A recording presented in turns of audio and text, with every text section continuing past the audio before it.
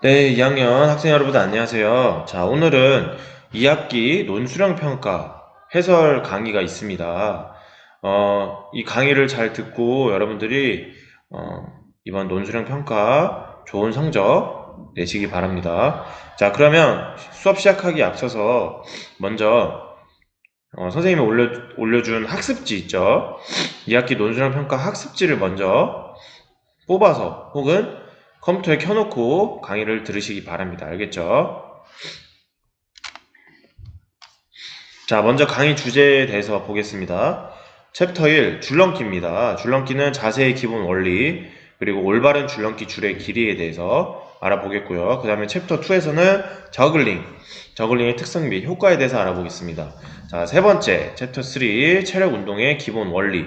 자, 개별성의 원리, 과부하의 원리, 점진성의 원리, 그리고 반복성의 원리, 특수성의 원리, 전면성의 원리 등이 있습니다. 자, 그 다음에 챕터 4에는 응급처치법, 하임리히법, 그리고 심폐소생술에 대해서 알아보겠습니다.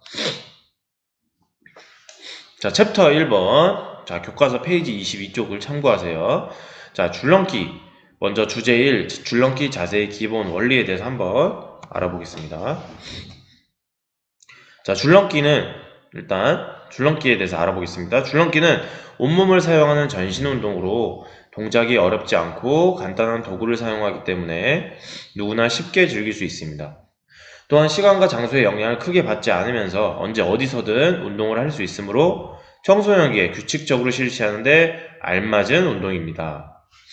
여러분들 청소년기잖아요, 그쵸? 줄넘기가 되게 온몸을 사용하는 전신 운동이고, 그리고 동작이 어렵지 않고 줄넘기 하나만 있으면 되기 때문에 여러분들이 충분히 건강을 유지할 수 있는 종목이라고 선생님은 생각됩니다. 자, 그러면 줄넘기 자세의 기본 원리에 대해서 한번 보겠습니다. 자, 일단 줄넘기 자세는 보면 첫 번째, 무릎의 탄력을 이용하여 뜁니다. 그쵸? 무릎에 탄력 없이 무릎을 굽히지 않고 그냥 무릎 펴고 뛰면 어떻게 될까요? 다치겠죠. 그래서 무릎을 탄력을 이용해서 점프를 하면서 줄넘기를 하면 됩니다. 알겠죠? 첫 번째 원리였습니다. 자, 두 번째, 손목의 스냅을 이용하여 가볍게 돌립니다. 자, 손목을 이용해야 됩니다. 그쵸, 여러분들? 줄넘기를 잘하는 친구들은 팔이 움직이지 않아요. 손목만 이렇게 스냅을 이용해서 왔다 갔다 하거든요. 그래서 손목만 계속 왔다 갔다 스냅을 이용해서 가볍게 돌리면 됩니다. 알겠죠? 특히 2단 뛰기 할 때 특히 또 더 그래요. 알겠죠? 자, 세 번째는 너무 높이 뛰지 말고 발의 앞부분으로 착지를 합니다. 줄넘기 할 때 되게 높이 뛰는 친구들은 많이 없는 것 같아요. 근데 가끔 되게 막 무릎까지 굽히면서 막 쿵쿵거리는 친구들 있죠.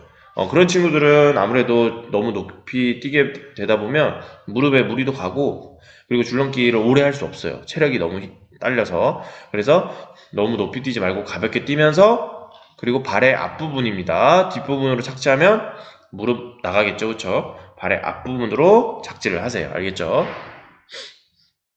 자, 다음은 줄넘기 줄의 길이인데요. 자, 초보자와 상급자별로 나눴습니다. 자, 초보자는 여러분들 줄넘기 손잡이가, 일단 줄넘기를 한 발로 밟았을 때 줄넘기 손잡이가 가슴 부위에 위치하도록 해주시면 됩니다. 알겠죠? 되게 쉽죠, 여러분들? 논술형 평가 어떻게 보면 이거는 주는 문제예요. 그쵸? 자, 그 다음에 두 번째, 상급자는 줄넘기 손잡이가 배꼽 부위에 위치합니다. 한 발로 줄넘기를 밟고 나서 배꼽 부위에 줄넘기 손잡이가 위치하면 됩니다. 아시겠죠? 자, 이 문제 되게 쉬운데 틀리는 친구들 있죠. 그쵸? 틀리지 않고 잘 마치도록 합시다. 알겠죠? 네, 저글링 수업입니다.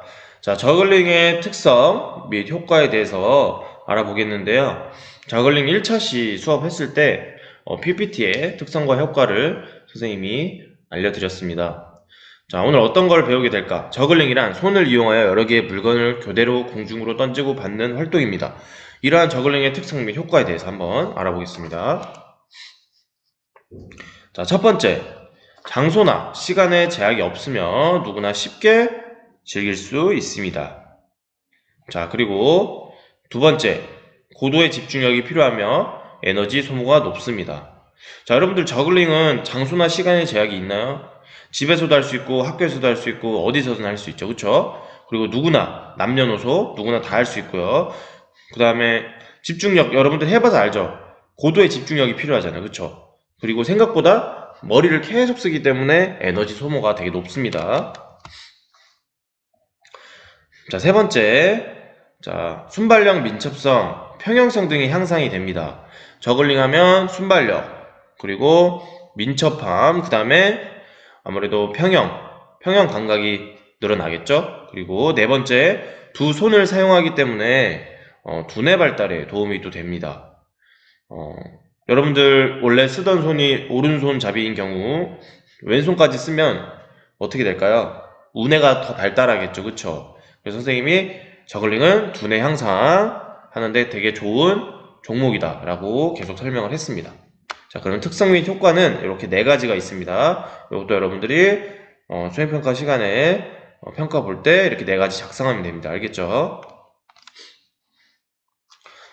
자, 네 번째. 체력 운동의 기본 원리입니다. 자, 어떤 것을 배우게 될까요? 체력 운동 기본 원리. 체력 운동을 하면 자신의 체력을 효과적으로 관리할 수 있습니다. 이를 위해 체력 증진을 위한 운동의 원리를 이해하고 자신에게 필요한 운동을 선택할 수 있어야 합니다. 그렇죠? 자, 그래서 이거는 교과서 페이지 46쪽을 참고하세요. 자, 체력 운동 보면 자, 이렇게 6가지 원리가 있는데요, 크게. 자, 왼쪽에 먼저 과부하의 원리를 먼저 보겠습니다. 자, 과부하의 원리가 뭘까요? 여러분들 이거 되게 중요한 거예요, 원리는. 자, 여기 옆에 사진 보면 어떤 학생이 조금 힘들어야 효과가 있어 이러죠. 자, 평상시보다 더 힘들게 해야 돼요. 여러분들 예를 들어 뭐 여기 팔 근육을 키우고 싶어. 근데 되게 가벼운 걸로 하면 운동이 될까요? 안 되겠죠. 평상시 내가 드는 것보다 더 더 힘들게 해야 근육이 늘어나고, 그 다음에 첫째 날 예를 들어 뭐 1kg를 들었으면 둘째 날은 2kg를 들고 이런 식으로 해야 돼요. 알겠죠? 평상시보다 더 힘들게 해야 효과가 있습니다. 자, 두 번째, 반복성의 원리입니다. 자, 반복성의 원리는 우리가 저글링 선생님이 말했죠. 저글링 하루 한 번 한다고 해서 늘까요? 절대 안 늘죠? 규칙적으로 반복해서 실시해야 됩니다. 우리가 지금 하는 운동 뭐 있어요?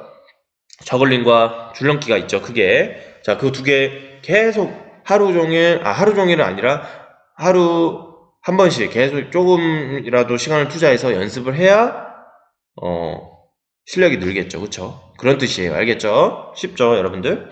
자, 특수성의 원리는 선생님이 시험에 내지 않았습니다. 하지만 한번 보겠습니다.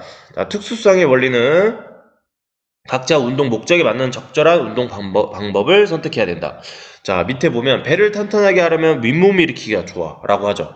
자, 여러분들 복근을 키우고 싶은데 저글링을 하면 될까요? 줄넘기를 하면 될까요? 물론 줄넘기는 조금 효과가 있겠지만 복근을 키우고 싶은데 뭐 다리 운동이나 팔 운동을 하면 안 되겠죠.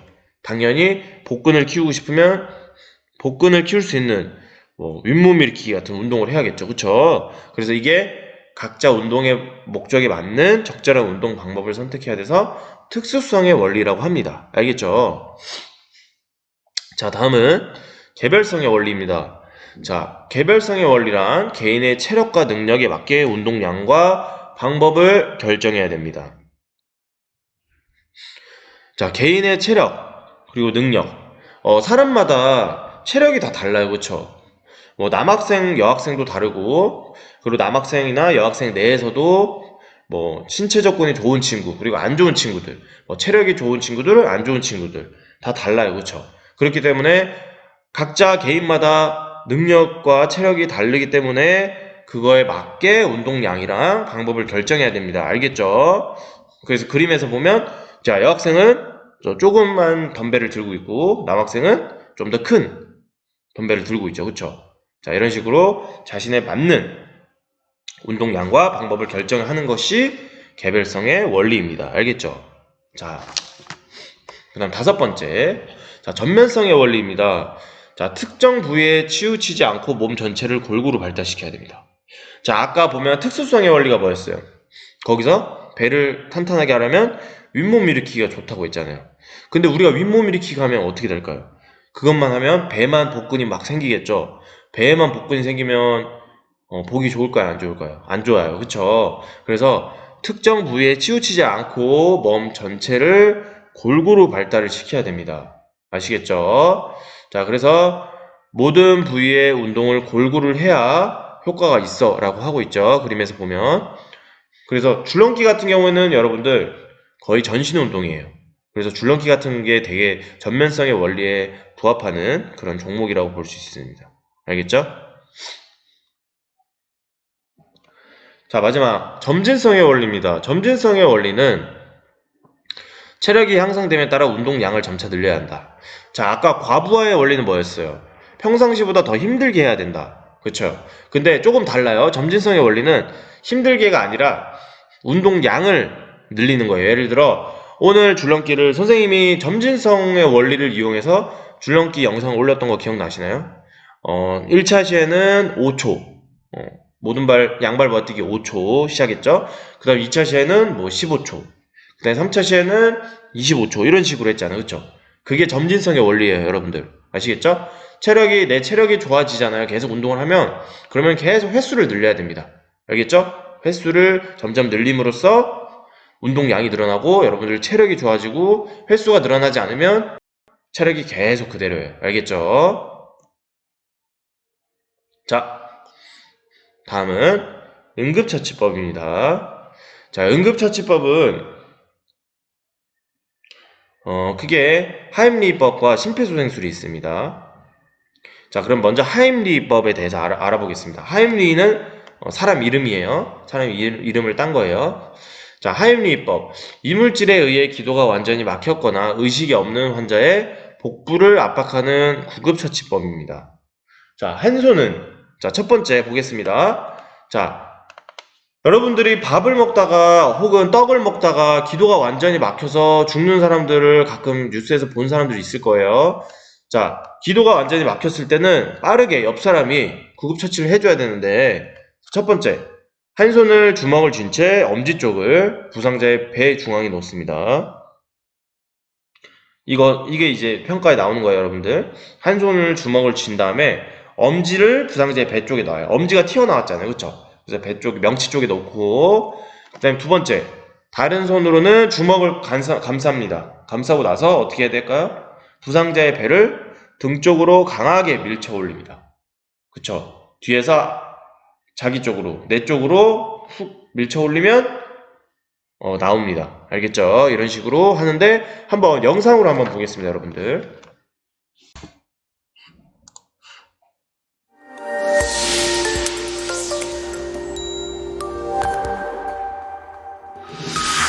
성인의 기도이물 폐쇄는 대부분 음식물 섭취 중에 발생합니다. 이물로 인한 기도 폐쇄 환자에게는 신속한 응급처치가 매우 중요합니다. 이때 꼭 필요한 응급처치는 하임리히법입니다. 성인의 하임리히법, 어떻게 해야 할까요? 환자가 숨쉬기 힘들어하거나 목을 감싸며 괴로움을 호소할 경우 기도 폐쇄로 판단하며 주변 사람들에게 119의 신고를 요청합니다. 환자 스스로 기침이 가능하다면 기침을 하도록 유도합니다. 그러나 스스로 이물질을 뱉어낼 수 없다면 환자의 등 뒤에서 주먹 쥔 손을 배에 닿도록 놓습니다. 그리고 다른 한 손으로 주먹을 감싸주고 한쪽 다리는 환자의 다리 사이로, 다른 한쪽 다리는 뒤로 뻗어 균형을 잡습니다. 강하게 힘을 주면서 배를 안쪽으로 누르며 아래에서 위로 당겨줍니다. 이물질이 제거되거나 119 구급대원이 도착할 때까지 복부 밀어내기를 반복합니다. 첫째, 상태 확인 후 119에 신고를 합니다. 둘째, 환자 스스로 기침을 유발하도록 합니다. 셋째, 환자의 등 뒤에서 주먹 쥔 손을 배꼽과 명치 중간 정도에 위치하여 배 안쪽을 누르며 아래에서 위로 당겨줍니다. 넷째, 이물질이 제거될 때까지 무한 반복합니다.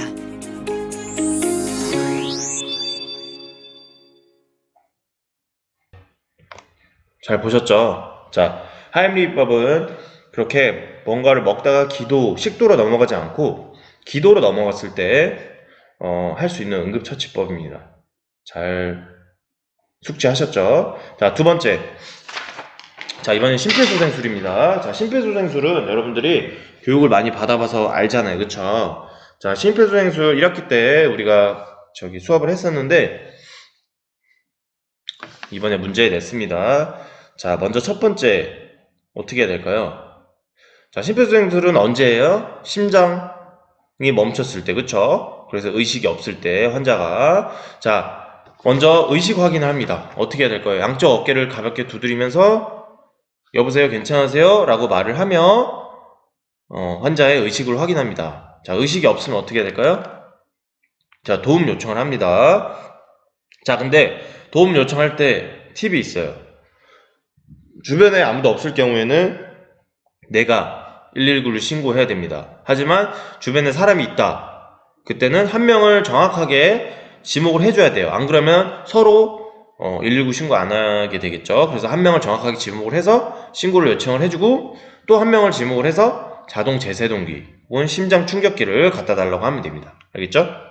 자, 여기까지는 수행평가에 나오지 않아요.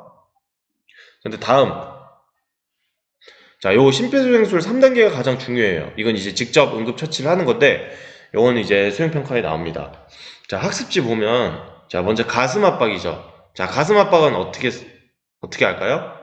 양팔을 곧게 편 상태에서 체중을 실어 환자의 가슴 정중앙을 압박을 해야 됩니다. 지금 왼쪽 자세처럼 이런 식으로. 자, 요게 수행평가에 나옵니다. 요거를 서술하면 되겠죠? 자, 두 번째.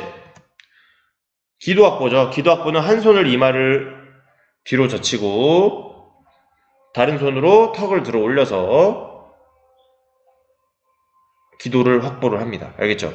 자, 한 손은 중요해요. 한 손은 이마를 뒤로 젖히는 거예요. 한 손 이마를 뒤로 젖히고 다른 손으로 턱을 들어 올립니다. 그러면 기도가 열려요, 여러분들. 알겠죠? 고개 뒤로 이렇게 젖혀보세요. 기도가 좀 더 열립니다. 자, 그 다음에 세 번째. 인공호흡입니다. 인공호흡은 어떻게 해야 될까요? 여러분들 인공호흡 하는 분 잘 모르죠? 한 손으로 코를 막아야 돼요, 일단. 왜냐면 입에다가 공기를 불어넣었는데 심장 폐로 안 가고 코로 다 나오는 경우가 있어요. 그래서 코를 막은 다음에 입을 완전히 덮습니다. 알겠죠? 바람이 새어나가지 않게. 그 다음에 어떻게 해야 될까요? 공기를 불어넣으면 됩니다. 알겠죠? 자, 그러면 이렇게 가슴 압박, 기도 확보, 인공호흡 이렇게 심폐소생술 기본 3단계를 알아보았는데요. 자, 선생님이 설명한 하는 방법에 대해서 여러분들 작성하시면 됩니다. 알겠죠?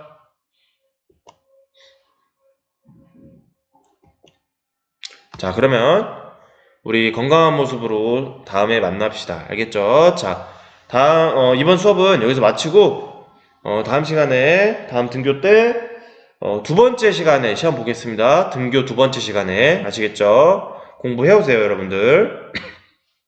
자, 그럼 수업을 여기서 마치겠습니다. 수고하셨습니다. 감사합니다.